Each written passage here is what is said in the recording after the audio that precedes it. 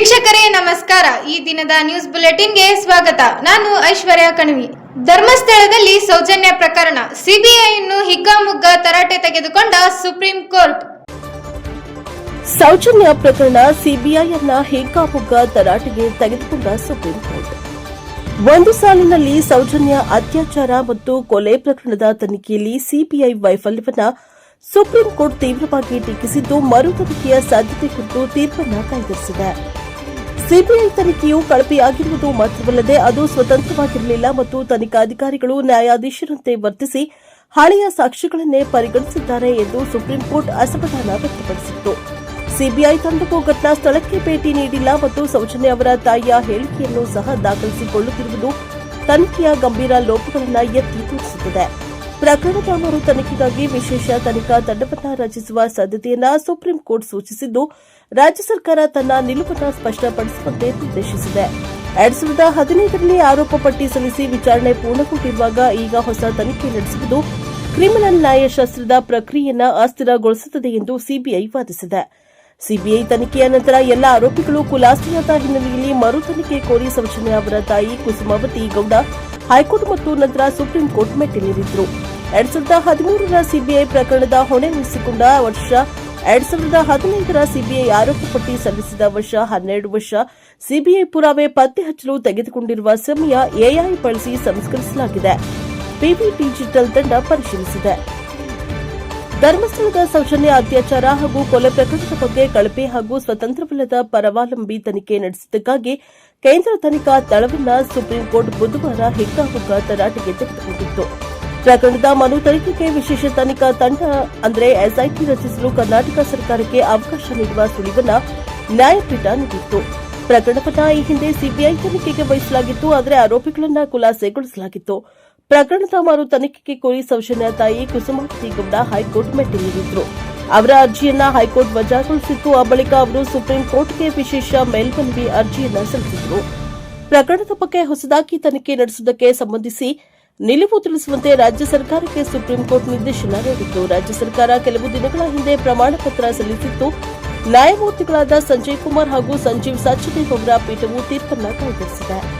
ಬೆಂಗಳೂರಿನಲ್ಲಿ ಕರ್ನಾಟಕ ಸಚಿವ ಸಂಪುಟ ವಿಸ್ತರಣೆ, ಈ ಇಬ್ಬರು ಸಚಿವರಿಗೆ ಉಪಮುಖ್ಯಮಂತ್ರಿ ಪಟ್ಟ. ಕರ್ನಾಟಕ ಸಚಿವ ಸಂಪುಟ ವಿಸ್ತರಣೆ, ಈ ಇಬ್ಬರು ಸಚಿವರಿಗೆ ಉಪಮುಖ್ಯಮಂತ್ರಿ ಪಟ್ಟ. ಒಟ್ಟು 3 ಡಿಸಿಎಂ ಹುದ್ದೆ. ಕರ್ನಾಟಕದಲ್ಲಿ ಈಗಾಗಲೇ ಒಬ್ಬರು ಉಪಮುಖ್ಯಮಂತ್ರಿ ಇದ್ದಾರೆ. ಕರ್ನಾಟಕದಲ್ಲಿ ಡಿಕೆ ಶಿವಕುಮಾರ್ ಅವರ ನೇತೃತ್ವದಲ್ಲಿ ಹೊಸ ಸರ್ಕಾರ ರಚನೆಯಾದ ವೇಳೆ ಉಪಮುಖ್ಯಮಂತ್ರಿಯಾಗಿ ಜಿ ಪರಮೇಶ್ವರ್ ಅವರನ್ನ ಆಯ್ಕೆ ಮಾಡಲಾಗಿದೆ. ಇದೀಗ ಕರ್ನಾಟಕದಲ್ಲಿ ಇನ್ನಿಬ್ಬರು ಉಪಮುಖ್ಯಮಂತ್ರಿಯಾಗಿ ಆಯ್ಕೆಯಾಗುವ ಸಾಧ್ಯತೆ ಇದೆ. ಇದು ಕರ್ನಾಟಕದಲ್ಲಿ ಇನ್ನಿಬ್ಬರಿಗೆ ಉಪಮುಖ್ಯಮಂತ್ರಿ ಪಟ್ಟ ನೀಡುವುದಕ್ಕೆ ಸಿದ್ಧತೆ ನಡೆದಿದೆ. ಇದರ ಸಂಪೂರ್ಣ ವಿವರ ಇಲ್ಲಿದೆ ನೋಡಿ. ಕರ್ನಾಟಕದಲ್ಲಿ ಸಚಿವ ಸಂಪುಟ ವಿಸ್ತರಣೆಗೆ ಭಾರಿ ಸಿದ್ಧತೆ ನಡೆದಿದೆ. ಕರ್ನಾಟಕದಲ್ಲಿ ಇನ್ನು 20 ಸಚಿವ ಸ್ಥಾನ ಬಾಕಿ ಇದೆ.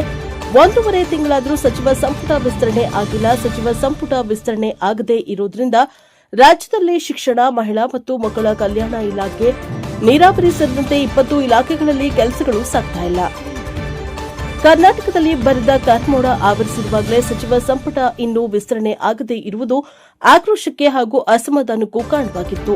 ಇದೀಗ ಸಚಿವ ಸಂಪುಟ ವಿಸ್ತರಣೆ ಆಗುವುದರೊಂದಿಗೆ ಇನ್ನಿಬ್ಬರು ಉಪಮುಖ್ಯಮಂತ್ರಿಯಾಗಿ ಆಯ್ಕೆಯಾಗಲಿದ್ದಾರೆ ಎನ್ನುವುದು ಬಹುತೇಕ ಖಚಿತವಾಗಿದೆ. ಕರ್ನಾಟಕದಲ್ಲಿ ಸಚಿವ ಸಂಪುಟ ವಿಸ್ತರಣೆಗೆ ಕಾಂಗ್ರೆಸ್ ಹೈಕಮಾಂಡ್ ಕೊನೆಗೂ ಗ್ರೀನ್ ಸಿಗ್ನಲ್ ತೋರಿಸಿದೆ. ಕರ್ನಾಟಕ ಸರ್ಕಾರದ ಸಂಪುಟ ವಿಸ್ತರಣೆಯೊಂದಿಗೆ ಇಬ್ಬರಿಗೆ ಉಪಮುಖ್ಯಮಂತ್ರಿ ಹುದ್ದೆ ನೀಡಲು ಕಾಂಗ್ರೆಸ್ ಹೈಕಮಾಂಡ್ ಹಂತದಲ್ಲಿ ಚರ್ಚೆ ನಡೆಯುತ್ತಿದೆ ಎಂದು ಹೇಳಲಾಗಿದೆ. ಲಿಂಗಾಯತರು ಹಾಗೂ ಅಹಿಂದ ಸಮುದಾಯದ ತಲಾ ಒಬ್ಬರಿಗೆ ಉಪಮುಖ್ಯಮಂತ್ರಿ ಹುದ್ದೆ ನೀಡುವುದಕ್ಕೆ ಕಾಂಗ್ರೆಸ್ ವರಿಷ್ಠರು ಚಿಂತನೆ ನಡೆಸಿದ್ದಾರೆ ಎನ್ನಲಾಗಿದೆ.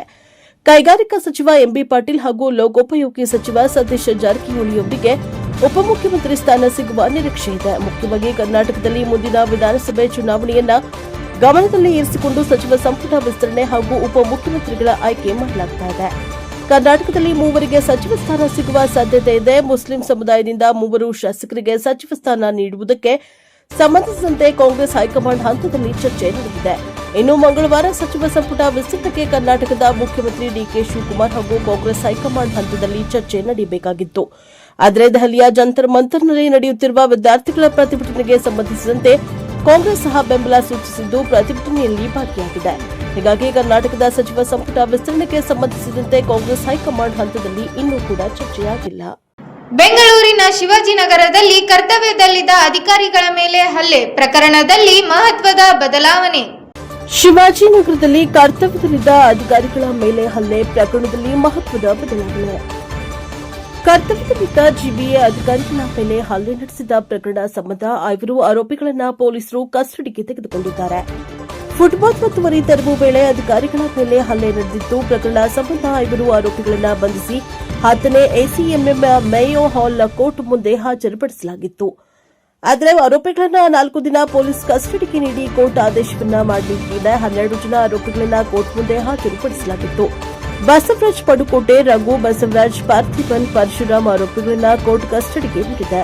ಶಿವಾಜಿನಗರಕ್ಕೆ ಫುಟ್ಪಾತ್ ತೆರವಿಗೆ ಹೋಗಿದ್ದ ಜಿಬಿಎ ಅಧಿಕಾರಿಗಳ ಮೇಲೆ ಹಲ್ಲೆ ನಡೆದಿತ್ತು. ಈ ಸಂಬಂಧ ಸಾಮಾಜಿಕ ಜಾಲತಾಣಗಳಲ್ಲಿ ವಿಡಿಯೋ ಹರಿದಾಡಿತ್ತು. ಪ್ರಕರಣ ಸಂಬಂಧ ಕಮರ್ಷಿಯಲ್ ಸ್ಟ್ರೀಟ್ ಪೊಲೀಸರು ಪ್ರಮುಖ ಆರೋಪಿ ಬಸವರಾಜ್ ಪಡುಕೋಟೆ ಸೇರಿ 12 ಮಂದಿಗಳನ್ನು ಬಂಧಿಸಿದ್ದಾರೆ. ಗದಗ ಜಿಲ್ಲೆಯ ರೋಣ ತಾಲೂಕಿನ ಸವಡಿ ಗ್ರಾಮದಲ್ಲಿ ಶ್ರೀ ಮರಳಸಿದ್ದೇಶ್ವರ ಪರಮ ಪೂಜ್ಯ ಶ್ರೀ ಮಹಾಸ್ವಾಮಿಯವರ 49ನೇ ಹುಟ್ಟುಹಬ್ಬವನ್ನು ಆಚರಿಸಲಾಯಿತು. ಗದಗ ಜಿಲ್ಲೆ ರೋಣ ತಾಲೂಕು ಸವಡಿ ಗ್ರಾಮದ ಶ್ರೀ ಮರುಳಸಿದ್ದೇಶ್ವರ ಮಠದ ಪರಮ ಪೂಜ್ಯರೂ ಆದ ಶ್ರೀ ಮರುಳಸಿದ್ದೇಶ್ವರ ಮಹಾಸ್ವಾಮಿಗಳ 49ನೇ ಹುಟ್ಟುಹಬ್ಬವನ್ನು ಹರಿಚರ ಶ್ರೀಗಳಿಂದ ವಿಜೃಂಭಣೆಯಿಂದ ಕೇಕ್ ಕತ್ತರಿಸುವ ಮೂಲಕ ಆಚರಿಸಲಾಯಿತು. ಶ್ರೀಗಳ ಹುಟ್ಟುಹಬ್ಬದ ಶುಭ ಸಂದರ್ಭದಲ್ಲಿ ವರುಣದೇವನ ಆಶೀರ್ವಾದ ವಿಶೇಷವಾಗಿತ್ತು.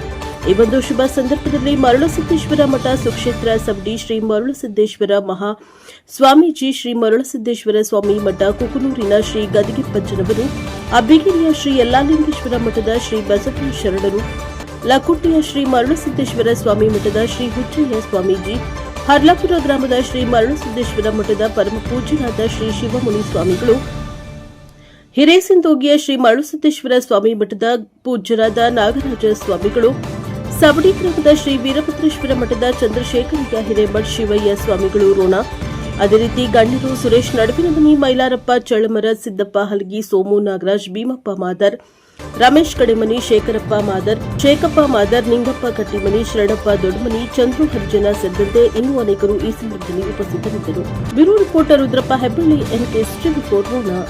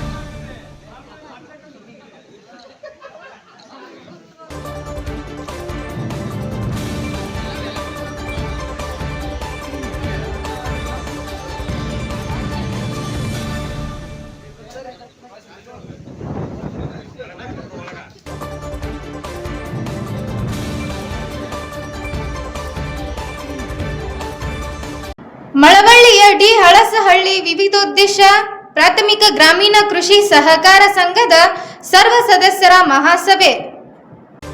ಡಿ ಹಲಸಹಳ್ಳಿ ವಿವಿಧೋದ್ದೇಶ ಪ್ರಾಥಮಿಕ ಗ್ರಾಮೀಣ ಕೃಷಿ ಸಹಕಾರ ಸಂಘ 2025-26ನೇ ಸಾಲಿನ ಸರ್ವ ಸದಸ್ಯರ ಮಹಾಸಭೆ ಸಂಘದ ಅಧ್ಯಕ್ಷ ಶ್ರೀಧರ್ ಅವರ ಅಧ್ಯಕ್ಷತೆಯಲ್ಲಿ ನಡೆಯಿತು. ಸಂಘದ ಅಧ್ಯಕ್ಷ ಶ್ರೀಧರ್ ಮಾತನಾಡಿ, ಸಹಕಾರಿ ಸಂಘದಲ್ಲಿ ರೈತರಿಗೆ ಅಲ್ಪಾವಧಿ ಮತ್ತು ಮಧ್ಯಮಾವಧಿ ಸಾಲವನ್ನು, ರಸಗೊಬ್ಬರ, ಬಿತ್ತನೆ ಬೀಜಗಳನ್ನು ಒದಗಿಸಿ ಮೂಲಕ ಆರ್ಥಿಕ ನೆರವು ನೀಡುವ ಅತ್ಯಂತ ತಳಮಟ್ಟದ ಸಹಕಾರಿ ಸಂಸ್ಥೆಯಾಗಿದೆ. ಸಂಘದಲ್ಲಿ ಸ್ವಸಹಾಯ ಗುಂಪುಗಳಿಗೆ ಸಾಲ ನೀಡಲಾಗುತ್ತಿದೆ. ರೈತರು ತೆಗೆದುಕೊಳ್ಳುವ ಬೆಳೆ ಸಾಲವನ್ನು ಸಕಾಲಕ್ಕೆ ಮರುಪಾವತಿ ಮಾಡಿ ಸಂಘದ ಅಭಿವೃದ್ಧಿಗೆ ಸಹಕರಿಸಬೇಕು ಎಂದು ಮನವಿ ಮಾಡಿದರು. 2025-26ನೇ ಸಾಲಿನಲ್ಲಿ ಸಂಘಕ್ಕೆ 12 ಲಕ್ಷ ಲಾಭ ಬಂದಿದ್ದು ಮುಂದಿನ ದಿನಗಳಲ್ಲಿ ರೈತರಿಗೆ ಬೇಕಾಗುವ ಸೌಲಭ್ಯಗಳನ್ನು ಒದಗಿಸುತ್ತವೆ ಎಂದು ತಿಳಿಸಿದರು. ಎಂಡಿಸಿಸಿ ಬ್ಯಾಂಕ್ನ ಮೇಲ್ವಿಚಾರಕರಾದ ಪುಟ್ಟರಾಜು ಮಾತನಾಡಿ, ಪ್ರತಿ ವರ್ಷವೂ ಸಂಘದ ವಾರ್ಷಿಕ ಮಹಾಸಭೆಯೇ ಆಯಾ ಸಂಘದ ಆಡಳಿತಾತ್ಮಕ ಮಂಡಳಿಯಿಂದ ವರ್ಷಕ್ಕೊಮ್ಮೆ ಕರೆಯಲಾಗುವ ಅತ್ಯಂತ ಮಹತ್ವದ ಸಭೆಯಾಗಿದೆ. ನಿಯಮಿತವಾಗಿ ನಡೆಯುವ ಈ ಸಭೆಯಲ್ಲಿ ಪಾಲ್ಗೊಳ್ಳುವ ಮೂಲಕ ಸಂಘದ ಸದಸ್ಯರು, ರೈತರು ಲಭ್ಯವಿರುವ ಸಾಲ ಸೌಲಭ್ಯ ಮತ್ತು ಸರ್ಕಾರದ ಯೋಜನೆಗಳ ಸಂಪೂರ್ಣ ಮಾಹಿತಿ ಪಡೆಯಬಹುದಾಗಿದೆ. ಈ ಸಂಘವು ಡಿಜಿಟಲೀಕರಣ ಹೊಂದಿದ್ದು ಸಕಾಲಕ್ಕೆ ಸಾಲ ಮರುಪಾವತಿ ಮಾಡಬೇಕಾಗುತ್ತದೆ ಎಂದು ತಿಳಿಸಿದರು. ಇದೇ ಸಂದರ್ಭದಲ್ಲಿ ಸಂಘದ ಉಪಾಧ್ಯಕ್ಷೆ ಗೀತಾ, ನಿರ್ದೇಶಕರುಗಳಾದ ಜಯರಾಮೇಗೌಡ, ಸಿದ್ದಾಚಾರಿ, ದೊಡ್ಡಸ್ವಾಮಿ, ಫಾರೂಕ್ ಪಾಷಾ, ನಾಗರಾಜ್, ಮಾದಪ್ಪ, ರಾಮಚಂದ್ರ, ಮುಖ್ಯ ಕಾರ್ಯನಿರ್ವಹಣಾಧಿಕಾರಿ ರವಿಚಂದ್ರ ಸೇರಿದಂತೆ ಇತರರು ಉಪಸ್ಥಿತರಿದ್ದರು. MTL ಸಾಲ 6 ಕೋಟಿ, SSG ಸಾಲ 1 ಕೋಟಿ, MCS ಸಾಲ 7 ಲಕ್ಷ, ಲಾಭ 12 ಲಕ್ಷ ಬಂದಿದೆ ಈ ವರ್ಷ. ಎಲ್ಲ ಖರ್ಚುಗಳಿಗೂ ಸಕಾಲಕ್ಕೆ ಸಾಲ ಪಡೆದು ಸಕಾಲಕ್ಕೆ ಮರುಪಾವತಿ ಮಾಡಬೇಕು. ಇಲ್ಲಿವರೆಗೂ ನಾವು ಒಂದು ವರ್ಷದಲ್ಲಿ ಸಾಕಷ್ಟು ರೈತರಿಗೆ ಅವ್ರಿಗೆ ಅನುಕೂಲ ಆಗುವಷ್ಟು ನಾವು ಸಾಧ್ಯವಷ್ಟು ಸಾಲಗಳು ಕೊಡ್ತಾ ಬರ್ತಾ ಇದ್ದೀವಿ. ಇನ್ನೂ ಹೆಚ್ಚಿನ ರೀತಿಯಲ್ಲಿ ನೀವೆಲ್ಲ ಸಹಕಾರ ಕೊಡಬೇಕು. ಈ ಸಂಸ್ಥೆ ನಮ್ಮ ತಾಲೂಕಲ್ಲಿ ದೊಡ್ಡದಾಗಿ ಬೆಳೆದಿರೋದ್ರಿಂದ ನೀವೆಲ್ಲ ರೀತಿಯಲ್ಲೂ ಹೆಚ್ಚಿನ ಸಹಕಾರ ಕೊಟ್ಟು ಇನ್ನು ಮುಂದಿನ ಬೆಳವಣಿಗೆಗೆ ನಮ್ಮ ಮಹಿಳೆಯರಿಗೆ ಹೆಚ್ಚಿನ ಸಾಲ ಕೊಡೋಕೆ ನೀವೆಲ್ಲ ಸಹಕಾರ ಕೊಟ್ಟರೆ ಆದ್ಯತೆ ಕೊಟ್ಟು ನಾವು ಮಹಿಳೆಯರಿಗೆ ಹೆಚ್ಚಿನ ರೀತಿ ಸಾಲ ಕೊಡ್ತೀವಿ. ಮತ್ತೆ ಬೆಳೆ ಸಾಲನು ಕೂಡ ಹೆಚ್ಚಿನ ರೀತಿಯಲ್ಲಿ ಮುಂದಿನ ತರಬೇಕು. MTL ಸಾಲನು ಕೊಡಬೇಕು. ಎಲ್ಲ ಸದಸ್ಯರಿಗೂ ಸರ್ವಾನುಮತದಿಂದ ನನ್ನ ಅಭಿನಂದನೆಗಳು. ಈಗ ಹಿಂದೆ ನಮ್ಮ ಮನೆಗೆ ಸೈನಾಕ್ಸ್ ಬಂದಿದ್ದೋ ಇದೆಲ್ಲ ನಿಂತೋಯ್ತು ಆನ್ಲೈನ್ ಆದ್ರಿಂದ ದಯವಿಟ್ಟು ಪ್ರತಿಯೊಬ್ಬ ರೈತರು ಸದಸ್ಯರು ಬಂದು ನಮ್ಮ ಸೊಸೈಟಿ ಬಂದು ನಿಂತು ಸೈನ್ ಮಾಡಿ ಎಲ್ಲ ನಿಮ್ಮ ಸಮಸ್ಯೆಗಳು ಕೇಳ್ಕೊಂಡು ಹೋಗಿ. ನಿಮ್ಮ ಹಕ್ಕು ಇದು, ಸರ್ವ ಸದಸ್ಯ ಹಕ್ಕು ಇದು. ದಯವಿಟ್ಟು ಬಂದು ನೀವೆಲ್ಲ ಪರಿಶೀಲನೆ ಮಾಡ್ಕೊಂಡು ನೀವು ತಿಳ್ಕೊಂಡು ನಮ್ಗೆ ಸಾಲ ಎಷ್ಟು ಬರ್ತದೆ, ಎಷ್ಟು ಕೊಡ್ತಾವ್ರೆ ಎಲ್ಲ ತಿಳ್ಕೊಂಡು ನೀವು ನಿಯಮಾವಳಿಗಳು ತಿಳ್ಕೊಂಡು ಹೆಚ್ಚಿನ ಸಾಲ ಪಡ್ಕೊಂಡು ಸಕಾಲಕ್ಕೆ ಕಟ್ಟಿ ಸಕಾಲ ಮರುಪಾವತಿ ಮಾಡಿ ಸಾಲ ಪಡ್ಕೊಂಡು ಅಭಿವೃದ್ಧಿ ಪಡಿಬೇಕಂತ ನಾಲ್ಕು ಮಾತಾಡೋ ಅವಕಾಶ ಮಾಡಿಕೊಟ್ಟಂತ ಸರ್ವ ಸದಸ್ಯ ಪ್ರತಿ ವರ್ಷ ಗಮನಿಸ್ಕೊಂಡು ಬಂದಿದ್ದೀರಿ. ಈಗ ಬದಲಾದಂತ ಸನ್ನಿವೇಶದಲ್ಲಿ ಒಂದು ಮುಖ್ಯವಾದಂತ ವಿಚಾರವನ್ನು ನಾನು ವೃತ್ತ ಮೇಲ್ವಿಚಾರಕನಾಗಿ ಅಥವಾ ನಮ್ಮ ಬ್ಯಾಂಕಿನ ಪ್ರತಿನಿಧಿಯಾಗಿ ನಿಮಗೆ ತಿಳಿಸಲೇಬೇಕಾದಂತ ಅನಿವಾರ್ಯತೆ ಇವಾಗಿದೆ. 1/4/2026 ಅಂದ್ರೆ ಈ ಒಂದು ಹಣಕಾಸು ವರ್ಷ ಏನಿದೆ, ಇಲ್ಲಿಂದ ನಮ್ಮ ಸೊಸೈಟಿ ಆನ್ಲೈನ್ ಅಲ್ಲಿ ಐತೆ ಅಂತಂದಾಗ ಬಹುಶಃ ನಿಮ್ಗೆ ಅದು ಒಳದಿರುತ್ತೆ. ಎಲ್ಲ ಕಾರ್ಯಕ್ರಮಗಳು ಕೂಡ ನಿಗದಿತವಾದಂತ ಅವಧಿ ಒಳಗಡೆನೆ ನಡಿಬೇಕು. ಇವಾಗ ಒಂದು ಸಾಲ ತಗೊಂಡಿರ್ತಕ್ಕಂಥ ಡೇಟು ಇವತ್ತು 23 ಅಂತಂದ್ರೆ 23 ಒಳಗಡೆನೆ ಅದೆಲ್ಲ ರಿನ್ಯೂವಲ್ ಅಥವಾ ದುಡ್ಡು ಕಟ್ಟೋದು ಅಥವಾ ಜಾಸ್ತಿ ಮಾಡಿಸ್ಕೊಳ್ಳೋದು ಎಲ್ಲ ಕೂಡ 23 ಒಳಗಡೆನೆ ಮುಗ್ದೋಗಿರ್ಬೇಕು. ಅಕಸ್ಮಾತ್ ಅವರು 24ನೇ ತಾರೀಕು ಬೆಳಿಗ್ಗೆ ಬಂದೆ ನನ್ನ ಮಗಳದ್ದು ಎಂಗೇಜ್ಮೆಂಟ್ ಇತ್ತು ಅಂತ ನೋಡ್ಲಿ. ಹಾಗಾಗಿ ಮೊದಲೆಲ್ಲ ಏನಿರ್ತಿತ್ತು, ಒಂದಿನ ಬರ್ಲಿಲ್ಲ ಅಂತಂದ್ರೆ ಕ್ಯಾಶ್ ಬುಕ್ ಬರೆಯೋದು ಒಂಚೂರು ಲೇಟ್ ಆಯ್ತಿತ್ತು.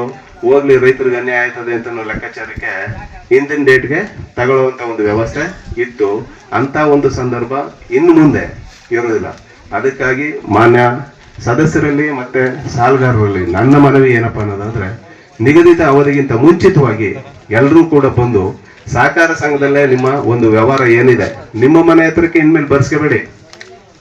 ಇವತ್ತಿನವರೆಗೂ ಕೂಡ ನಿಮ್ಮ ಮನೆ ಹತ್ರಕ್ಕೆ ಬಂದು ಇಲ್ಲಿ ಸೈನ್ ಅನ್ನು ಹಾಕ್ಸ್ಕೊಳ್ತಕ್ಕಂಥ ಮಗದೊಂದು ನಮ್ಮ ನೌಕರರು, ಸಹಕಾರ ಸಂಘದ ನೌಕರರು ಮಾಡ್ತಾ ಇದ್ರು. ಆ ವ್ಯವಸ್ಥೆ ಬೇಡಿ. ಇನ್ನು ಮುಂದೆ ನೀವೇ ಈ ಒಂದು ಸಹಕಾರ ಸಂಘಕ್ಕೆ ಬಂದು ಪ್ರತಿಯೊಂದು ಆಗು ಹೋಗನ್ನ ನೋಡ್ಕೊಂಡು ನಿಮ್ಮ ವ್ಯವಹಾರ ಏನಿದೆ, ನಿಮ್ಮ ಏನು ಸಾಲ ತಗೊಂಡಿದ್ದೀರಿ ಅಥವಾ ಸಾಲ ರಿನ್ಯೂವಲ್ ಯಾವ್ದಾದ್ರು ಆಗಿರ್ಲಿ ಅದನ್ನೆಲ್ಲ ಪಾಸ್ಬುಕ್ಗೆ ಎಂಟ್ರಿ ಮಾಡಿಸ್ಕೊಂಡು ನೀವೇ ಇಲ್ಲಿ ಬಂದು ಎಲ್ಲ ಸಹಿನ ಹಾಕಿ ನಿಮ್ಮ ವ್ಯವಹಾರ ಪಾರದರ್ಶಕವಾಗಿ ಇದೆಯಾ ಇಲ್ವಾ ಅಂತಕ್ಕಂಥದ್ದನ್ನ ಪರಿಶೀಲನೆ ಮಾಡ್ಕೊಂಡು ಹೋಗ್ಬೇಕು. ಮುಂದಿನ ದಿನಗಳಲ್ಲಿ ನಿಮ್ಮೆಲ್ಲರ ಸಹಕಾರ ಅತಿ ಹೆಚ್ಚಿನ ರೀತಿಯಲ್ಲಿ ಈ ಸಹಕಾರ ಸಂಘಕ್ಕೆ ಸಾಲ ವಸೂಲಾತಿಗೆ ಸಂಬಂಧಪಟ್ಟಂಗೆ ಇದೆ. ಈ ಭಾಗ ಕೇಂದ್ರ ಗೃಹ ಅಮಿತ್ ಶಾ ಹುಬ್ಬಳ್ಳಿ ಪ್ರವಾಸ ದಿಢೀರ್ ರದ್ದು, ಕೊನೆಯ ಕ್ಷಣ ಕಾರ್ಯಕ್ರಮ ಮುಂದೂಡಿಕೆ. ಕೇಂದ್ರ ಗೃಹ ಸಚಿವ ಅಮಿತ್ ಶಾ ಹುಬ್ಬಳ್ಳಿ ಪ್ರವಾಸ ದಿಢೀರ್ ರದ್ದು, ಕೊನೆ ಕ್ಷಣದಲ್ಲಿ ಕಾರ್ಯಕ್ರಮ ಮುಂದೂಡಿಕೆ.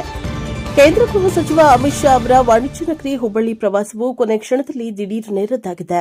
ನಿಗದಿತ ವೇಳಾಪಟ್ಟಿಯ ಪ್ರಕಾರ ಜುಲೈ 24ರಂದು ಹುಬ್ಬಳ್ಳಿಗೆ ಬರಬೇಕಿದ್ದ ಅವರು ಜುಲೈ 25ರಂದು ಇಲ್ಲಿನ ಪ್ರಸಿದ್ಧ ಕೆಎಲ್ಇ ಮೆಡಿಕಲ್ ಕಾಲೇಜಿನ ನೂತನ ಕಟ್ಟಡದ ಲೋಕಾರ್ಪಣೆ ಸಮಾರಂಭದಲ್ಲಿ ಮುಖ್ಯ ಅತಿಥಿಯಾಗಿ ಭಾಗವಹಿಸಬೇಕಿತ್ತು.